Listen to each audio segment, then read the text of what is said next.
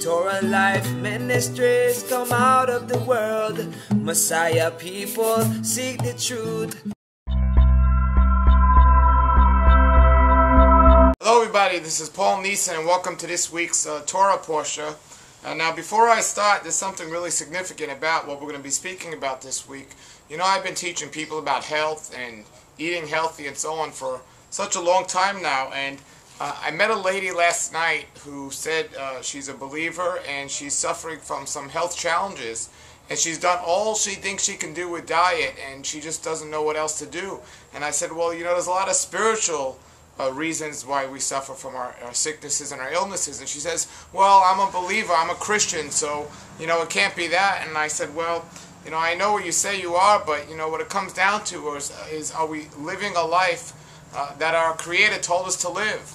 Because He has a plan for us, and He always had a plan for us. And as long as we stay on His plan, we're going to be as healthy as He designed us to be. However, when we get away from His plan, then we start to suffer.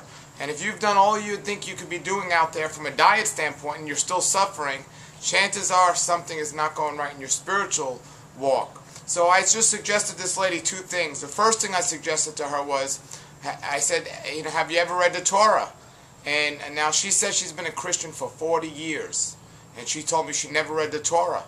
And I said, ma'am, I don't know what the problem is, but if you're a Christian, how could you not read the Torah? And she says, well, I'm not Jewish. And because the pastors and the church speakers don't really teach about the Bible, the Torah is the first 5 books of the Bible. Genesis means Bereshit in Hebrew, which means beginning. And, you know, Genesis is the beginning of the book, and then you go on to the first 5 books of the Bible, and that is the Torah. So if you've been a believer for 40 years, or even 4 years, and you've never read the beginning, how could you understand the middle and the end? You must get a good foundation if you want everything that builds from that foundation to be strong. The root must be solid if you want what grows from that root to be pure and natural. So if you are a believer, or if you're not a believer, or if you're suffering from health challenges, you must make sure that the foundation of your understanding of Scripture is strong. And the other thing I recommended to this lady was, I said, just start simple. Just take the 10 Commandments, you know, and look at each one of those, and have in your heart you've been striving to accomplish those and live those out. And she says, yes, without a doubt I have. And I said, oh, really?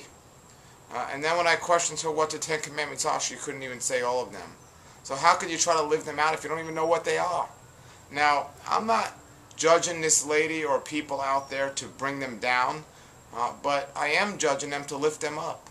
And, you know, if you're suffering from an illness or sickness, and one of the illnesses out there is the deception of the world, which is going to lead to a physical sickness or illness, you're not going to be as healthy and joyful as we can be.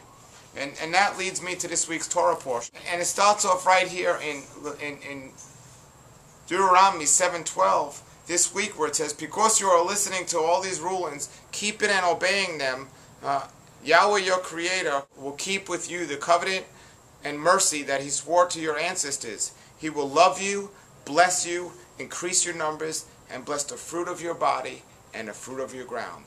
Now, it's very simple. He talks about this covenant right here. The covenant is you're listening to the ruling and keeping everything it says. Now, what rulings are he talking about? What information is he talking about? He's talking about when you accept Yeshua as your Messiah, when you accept Him, you're agreeing to the words of the covenant that He says, well, here are the rules to follow this. You know, Yeshua is the living Torah. So it says right here, your side of it, you're listening to the rulings and you're keeping them. His side of it, He will love you, bless you, increase your numbers, and bless the fruit of your body and the fruit of your ground. So it's simple right there. Now, the problem is, you know, and the reason why many people aren't blessed today is because we make a covenant with our lips, but our heart, our passion is in no way trying to figure out what Scripture says. An example, it says, because you are listening to the rulings or the guidelines or the instructions and keeping and obeying them. Now, how many of you out there even know what the guidelines and instructions of our Creator are. I mean, Yeshua said them over and over again, and he taught them. But how many of you are actually keeping them or striving to keep them? Well, these are the problems, and these are where the problems run in. So we must understand. And this week's Torah was Moses telling the people, before they crossed over to the Jordan and went into the Promised Land, he was telling them and reminding them they must keep the commands of Yahweh. They must circumcise their hearts. Their heart has to change.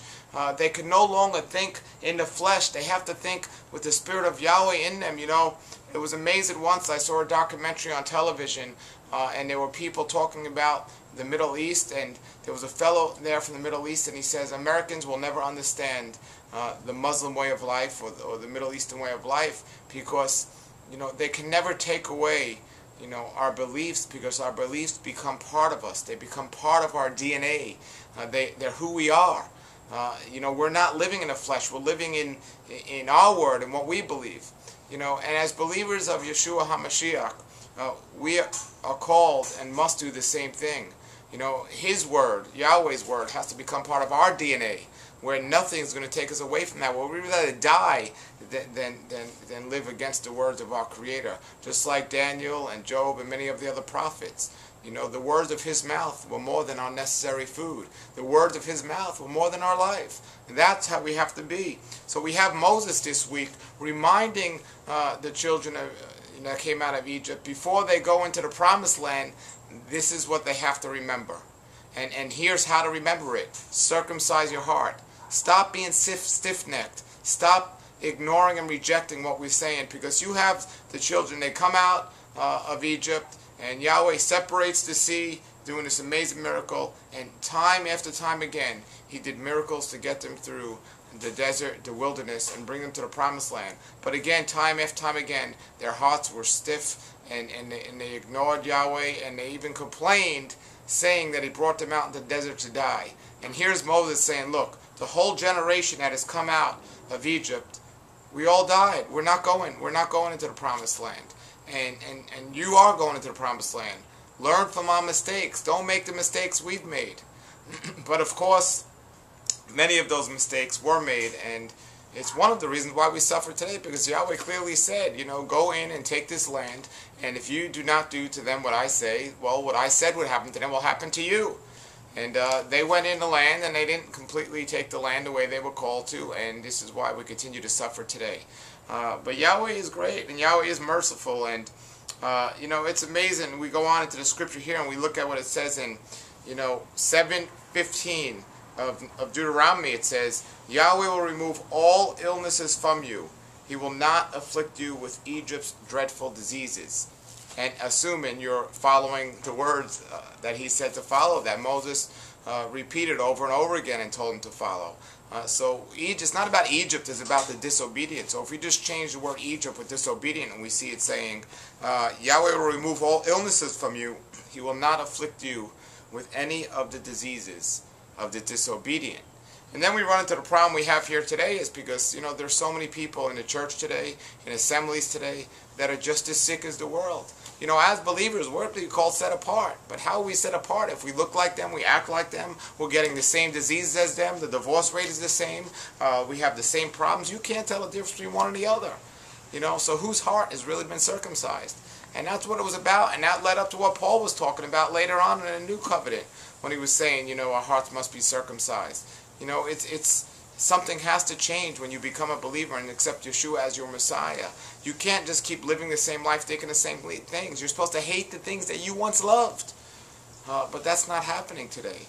And this is why we continue to get the same afflictions as the people that aren't believers.